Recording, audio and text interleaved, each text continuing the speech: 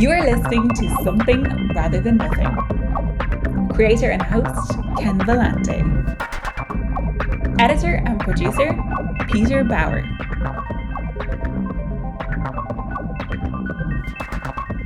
This is Ken Vellante with Something Rather Than Nothing podcast, and wish to welcome Leticia Spence, an artist artist and designer that I just love her work, and I noticed her Winnipeg Jets Indigenous logo, which is how I found her and wanted to talk to her. Leticia, welcome to the show. Hi, thank you for having me. Tansi, my name is Leticia Spence, and I am a graphic designer, illustrator, and artist of sorts, based in Treaty 1, Winnipeg, Manitoba.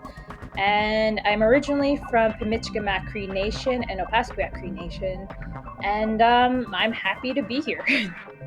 Yeah, it's really exciting to talk to you.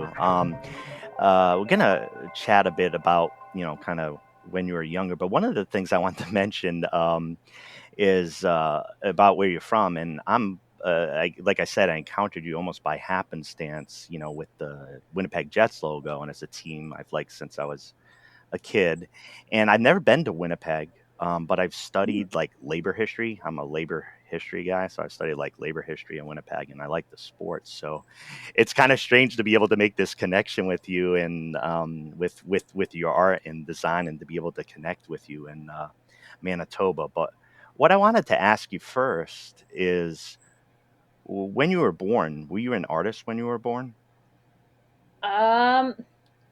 I mean, I don't know if I was necessarily an artist. I had a very specific view of the world, though, if that makes sense. And it still kind of persisted with me to this day. I might have just grown into it, but yeah, I kind of live my life like I'm living in my own odyssey, and everything for me has spirit and magic within it. And when I was small, I used to, as I said, I used to live in Opaskwayak Cree Nation, and I lived in my granny's house. And my parents, like a good example of this is like when my parents had a potato garden, and I guess I would go around saying things like, I don't know, like I'm raking Mother Earth's hair, or like just small little tidbits, right? So yeah, I've always kind of like grown up with like my own culture, sort of like mythology and stuff like that, and understanding of the world. And it was only until I became like a little bit older and realized that there were tools out there that I could use to express that, that I started delving into art. And that really happened like when I was probably in elementary, to be honest. So yeah, that's kind of that. Yeah, it's a question I ask a lot of artists, and what I've found recently, it's become really fascinating to find out about just like opportunities or lack of opportunities or expression when you were younger, and you know, art seems to be kind of like a lifelong process, and those early years seem to speak very loudly to Mm-hmm. what happens later on. But it sounds like you felt it, and your expression, you needed that for your expression. um, Now I want to chat with you specifically about the art and the creation and the things that you do, because I've seen some of your design work. I've seen some of your pieces, and of course we mentioned the Winnipeg Jets logo with the Mm-hmm. just beautiful design that you did of this integrated. I don't want to. I want everybody to see it, but could you indulge us a little bit with about your design work and about that project and how that came about? Yeah, for sure. So as I said, I have a very specific take on the world, and this is a lot to do with my kind of upbringing. Um, you know, growing up, I've been told that there are mermaids that live up north, in a cave, and my grandpa, like, there's like videotapes of my grandpa talking about different kind of like stories about like what we call like mimegrecy, or I guess it would be either the she or fae, in English terms. Although the she is like pretty sure it's Irish, but yeah. So and also too, like, my family does believe in spirits and in ghosts and that sort of stuff. So like I've kind of always grown up with that sort of like lens on the world, and it comes out a lot in my art. And so to a certain extent, there is a spiritual aspect to my art and what goes into it. And that certainly came out in the Jets logo, because the symbols for in there are like, there's like kind of like hidden symbols that historically a lot of our art imbued. Um, and yeah, like for example, I guess one of the symbols would be like feathers and stuff like that. So like in the Jets logo itself, it has like these triangles, but they're meant to be feathers. And then there's like the symbol for home that's like kind of like built into this idea of earth. So that's like there's like a tiny little square in that triangle or whatever that makes up a good portion of it. But yeah, so that's kind of like the meaning of it, is that like we're kind of like all tied to this earth. And like especially with the Jets or whatever, like Winnipeg Winnipeg loves the Jets, like They do. I mean, I oh even love them from Oregon, and that's actually pretty cool. But yeah, like if you, for example, like me and my roommate, we took a car co-op, and like you can see that all over the buildings. Like it was definitely like there was like a "Go Jets Go" or whatever on our way to like the store. So like Winnipeg loves the Jets. So yeah, that's kind of like why I wanted to include those symbols into there, is to create that sense of community and to kind of like bridge you know the Indigenous audience, because like Indigenous people also really love hockey. Like my entire family, um, they are obsessed with it. They like sometimes I'll try to call my parents and they'll be like, I'm watching the Jets game, like I can't do this. So like yeah, so they love hockey. And for me, that's why I took on the project, is honestly because like this is something that they love, and ultimately like I'm trying to uh, take on projects that like will speak to either my community or will speak to my family members, because yeah, yeah. I Wow. don't know. Well, no, I mean, I'm deeply interested in some things you said there, but I was just like, I can't even imagine the reaction of your family as Jets fans when you were the one that created that. They must have been like, "Oh my gosh, I love the Jets," but then you did this, so that must have been a special feeling. Yeah, for sure. My sister cried, and my sister still habitually cries every time like something comes out. So that's like it's really touching to me. And same thing with my family in Pimicikamak, um, and actually a lot of like there's like stuff from the moose portion of it, and especially like even with the recent edition of the land acknowledgement animation that happened this past Wasak night. Like a lot of it was kind of like inspired by my auntie. Her name was Betsy. She has since passed on, but she used to bead, like she used to do a lot of like beadwork and stuff like that. And as kids, we would always receive, like me and my brother, we'd always receive moccasins, little mitts, like but they'd have this kind of like these floral patterns, and I absolutely loved receiving them. It was like the one gift that I looked forward to. And I think that's Yeah. because like there was just so much like beauty within that I found. So, and I also just, as I said before, like as a kid, I was also very like enamored with nature. Yeah. Yeah. So, yeah. Um, yeah, Well, they one really enjoy it. Sorry. No, I mean I was just I don't know, I wanted to capture that sometimes, like that feeling, the feeling and emotion connected to art. So I wanted to capture that.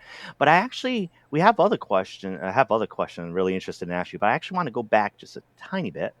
Um, on this show, when I talk about spirits and ghosts, like they pop up in this show with my guests and such. So recently I had a guest, Melissa Oliveri, who on her show is a very there are ghosts abound and it's moving back in time, and there's a character who can see things from a different time, very sensitive.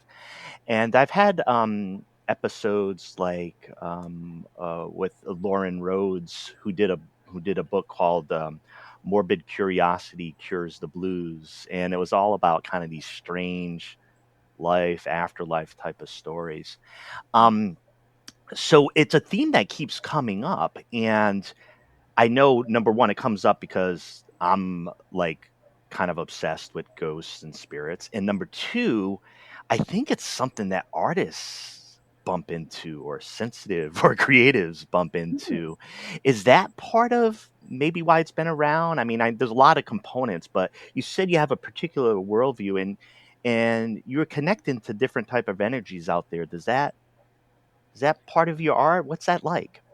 Well, I think at least like I think we're kind of like maybe my understanding of that and why that may be is like when you're doing art, you have to tap into something, whether it's like a stream of consciousness or whether it's like for me, growing up, I used to call it the golden moment, but it's when I would tap into like a very like a flow state kind of or a sense of euphoria, and like oftentimes I would just like struggle to get it down on a paper as soon as I possibly could before the thought kind of passed went away somewhere else or whatever, right?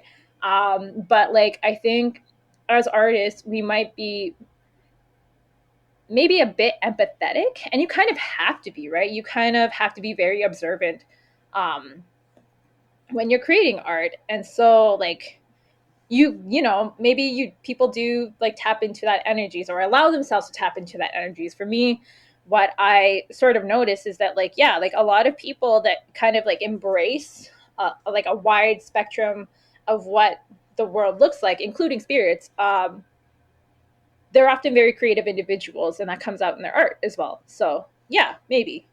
Yeah, well, I think yeah. Thank you for your comments too, because I'm like trying to tap into it. Part of the show is as I've talked to everybody, and while I ask the same big questions, like I'm just a student learning. So each episode I do, I've learned more, so I'll be able to refer back. So it's a great it.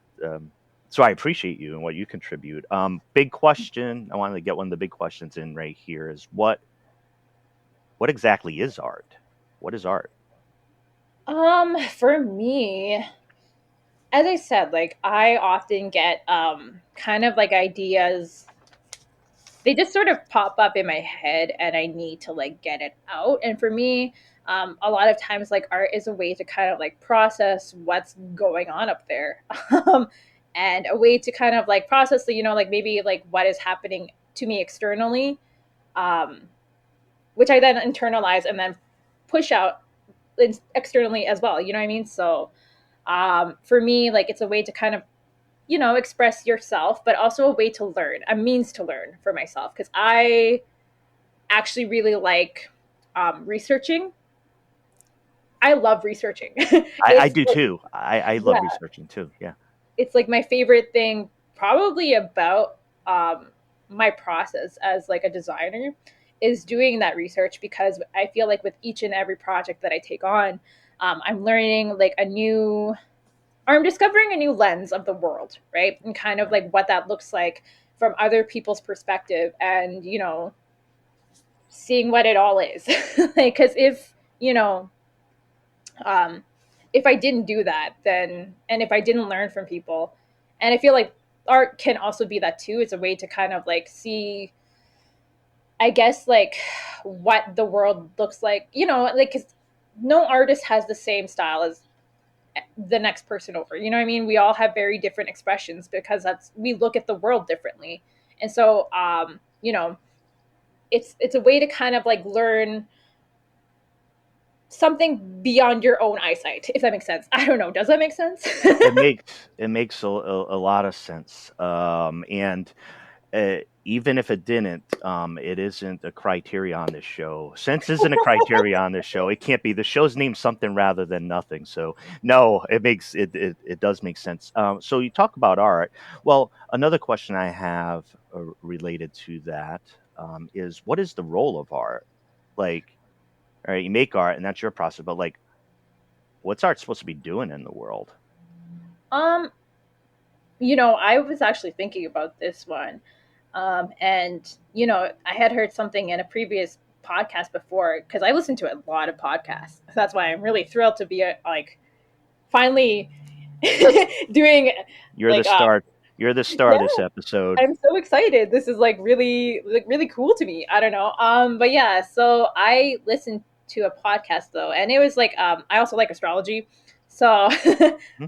it was like an astrology related podcast, but one of the hosts, and this is like from Stars on Fire, I believe, but she said something that like has always stuck with me, and it's maybe been like a couple of months, but it captured how I feel about like what roles like art kind of plays in our lives and in our existence. But it was art is the first thing that frees your mind and forces you to dream bigger.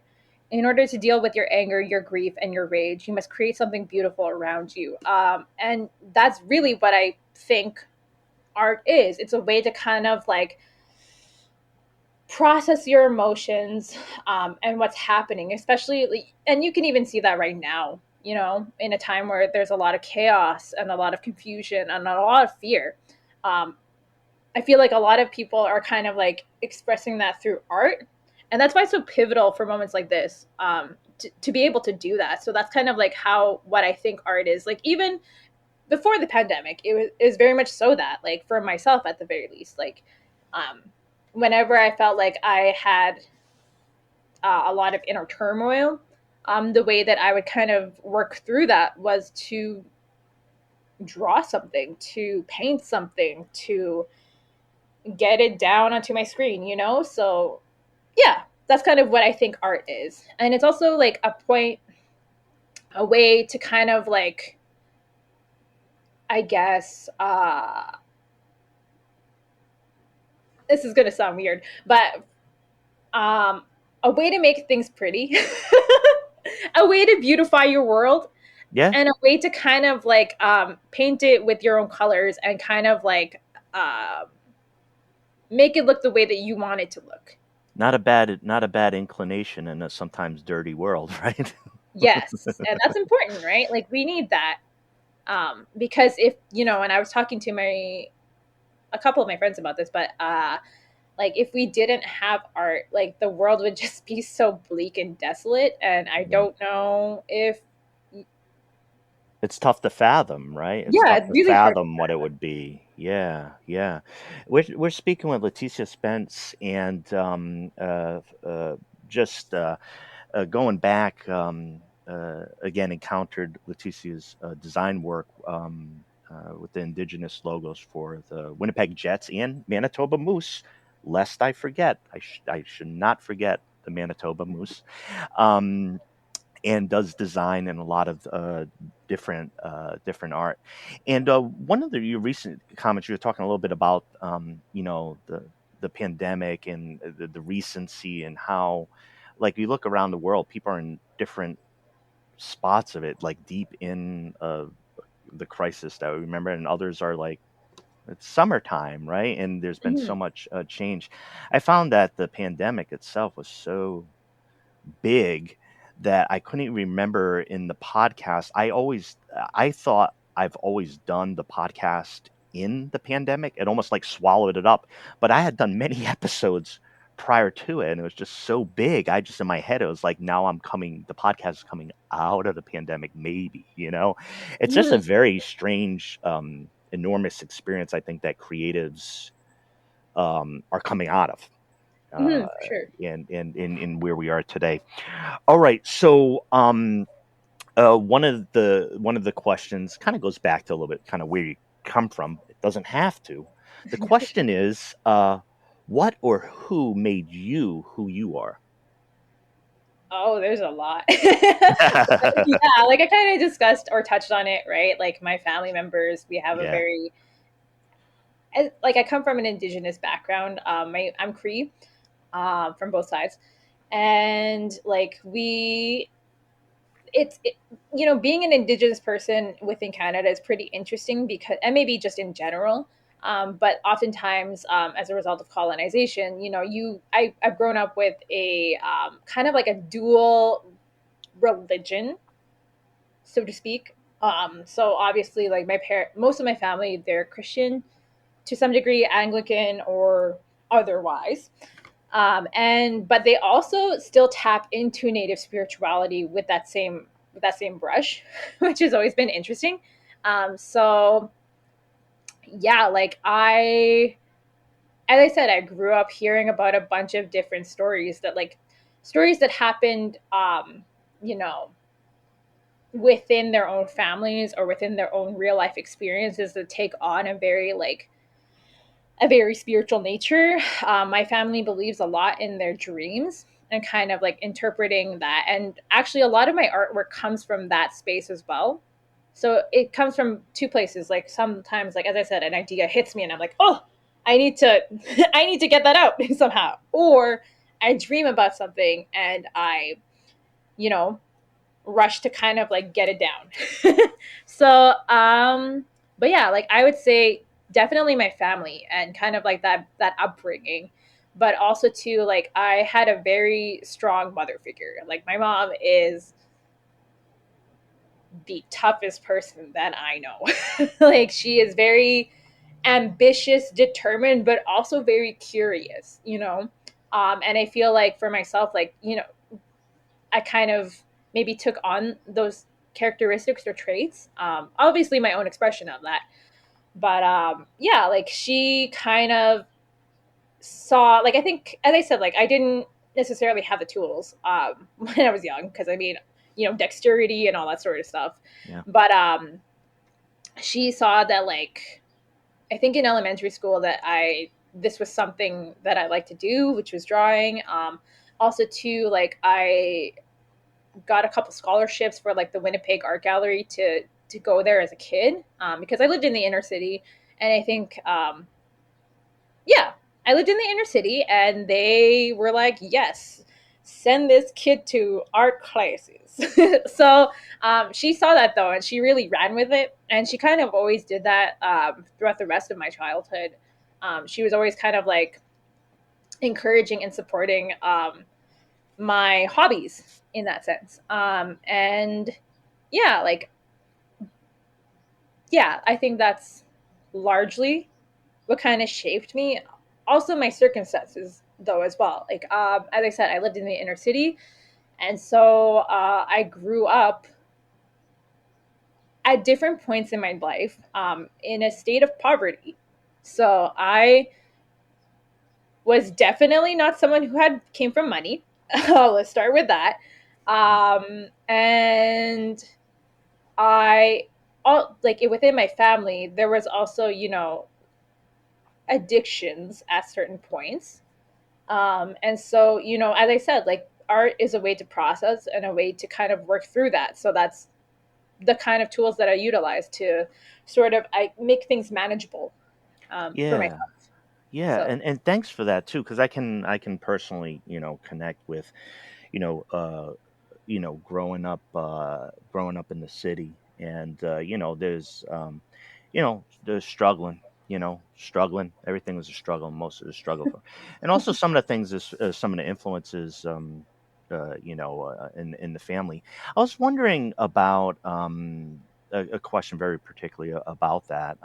I've asked artists about like the, when they're younger in the environment, obviously focused on that. But what I'm always a little bit worried or interested in what goes on in a kid in the city, right? Because in the working class, right, you think about the dynamics of like what use is art when you need bread, right? Like what use is like the Van Gogh book that fancy kid has when you're hungry, right? So there's this like great gravity and weight for within that environment. Do you think that the art has to shine through or it does shine through? Because it can be a tough climate for art for good reasons. But what are your thoughts on that? um I think for myself, um like I know that's a funny question, just because like it's very true. Like if you don't have money, which I did not have, buying supplies like canvas or paints or what have you was honestly very challenging, and I had to rely on what was provided to me either through school or just not do that and just Yeah. use pencil and paper and whatever I had, in my own space. But I think for myself, at the very least, I always saw art, and like my mom would tell me this too, but I like kind of saw it as a way out of that and a way to break past those barriers for myself. Um, because yeah, like I at the end of the day, I was like, well, I'm good at this, I think. I think I'm Yes. pretty good at this, and this might be a way to kind of um, move beyond this, right? Yeah.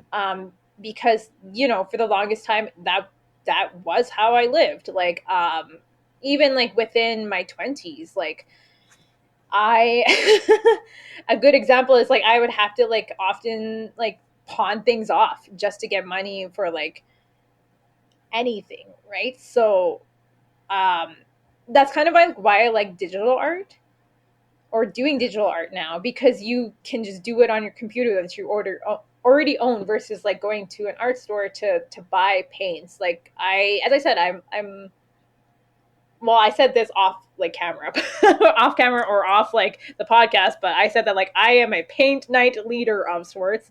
That is one of my Yes. things. We But need you. We need you. we need you to lead this paint night. But I do that every once in a while, and buying paints, like even acrylics, like that's mad expensive. Like I dropped It a hundred piles up. dollars, and I kind of like, so it's expensive. But yeah, getting back to the point though, I think it's important or whatever, especially like as you said, like it's a hard life. It can be a hard life when you don't have money or don't have access to these sort of like these materials or things. And but I do think it's important to kind of beautify your world so that you can see the light amongst all of that, if that makes sense. I don't know. Yeah, well, yeah, and and the thing is too, it's obviously like a bigger topic because I think sometimes it's tough to talk about. Like since my show covers so many different type of arts, and you think about economics and you think about access, I always try to remain like really sensitive to it because like sometimes a piece of cardboard might be a luxury, like in wherever you are. I mean, the world is very different, and so an artist always like they find a way, but I become very interested in the questions of people with exceptional development and where they are and do they come in contact with the materials, just discovering our kind of creative capability and when it happens and what are the things that kind of dampen that, and like let's get rid of that shit, like let's like try to figure out like Ways to bridge let's that. think more rainbows. Yeah, for sure. um Sorry for the soapbox, but I want. No, it's But okay. I love if you get soapbox. on a soapbox and you call for rainbows, nobody can criticize you. That's my theory. It's very Um, true. got a big question for you. Mhm. Why is there something rather than nothing? Well, this was something that I struggled with, but like, I would say, like, at some point, we did start from nothing. But obviously, the universe, our existence, and our outlook on life, and what this all means, has expanded over time. So the earliest evidence of that kind of like expanding a perspective and stuff like that is art. So yeah, I hope that answers your question. It does because like it's the funniest Greatest question. And like we could just kick it around, and it means so many different things. And professional philosophers must hate that I ask it outside the academy, but that ain't gonna stop it. No, I really enjoyed really enjoyed your answer. Leticia, I wanted to give you some open space, maybe to talk about like what you got going on, where to find your art, whether we're talking online, physical, it's different everywhere. I don't know what's going on, but could you tell us? Yeah, for sure. As I said, like, or not as I said, because I didn't say that here, but I will say it now. I have recently decided to be an independent graphic designer, so I um, am opening that up, and so I had to clean up my like Instagram because like there was just like a bunch of random stuff from like school on there, school projects. So I have redeveloped it. But you can find me, or my Instagram handle is LA Spence_. And I also have a website, Leticia Spence at my portfolio. It's just like an Adobe portfolio website for right now. But as I said, like I've only recently gone completely full-time freelance. So yeah, like we're still developing things, but you can find me on those two platforms. Yeah, and thanks. I know there's one favor I guess I'm going to publicly ask you. I have a something rather than nothing sticker, and I want a something rather than nothing sticker in Winnipeg, if possible. Yeah, I'll for send sure. it out to you. Please do. That'd be awesome. I'm not saying you have to put it on, the locker room door of the Jets or anything. I don't want you to get it. Oh, well, thanks for the ways to reach you. And it sounds like you kind of reinventing a little bit, showing a little bit more of your independent design stuff, which, gosh, I hope everybody listening, they're interested in that, to jump in on that. Yeah, I might be very interested myself. So it's great to hear about your work. Oh, man, it's so cool. This is Something Rather Than Nothing.